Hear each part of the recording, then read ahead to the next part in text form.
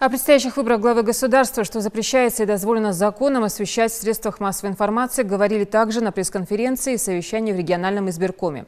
На встрече с представителями республиканских СМИ, Роскомнадзора и МФЦ рассмотрели медиаплан по освещению подготовки и проведению избирательной кампании в регионе.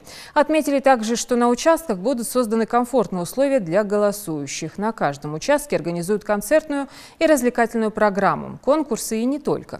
Также у избирателей будет возможность голосовать на любых участках, независимо от места проживания, но, разумеется, заранее написав письменное заявление. Эта привилегия облегчит процесс голосования и для журналистов, задействованных в выборах. Они, в свою очередь, смогут отдать свой голос на участке, где будут освещать мероприятия. Главное – это гласность и прозрачность проведения выборов, отметили на встрече.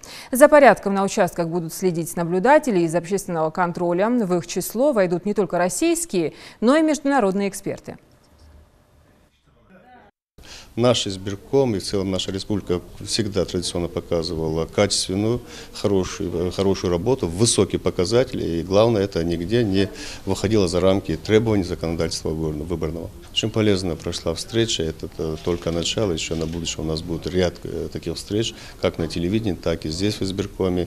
И будем в рамках закона строить свою работу в предвыборный период.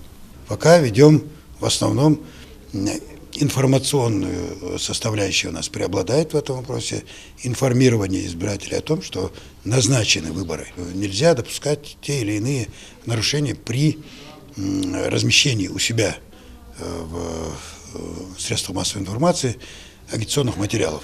Есть соответствующие ограничения.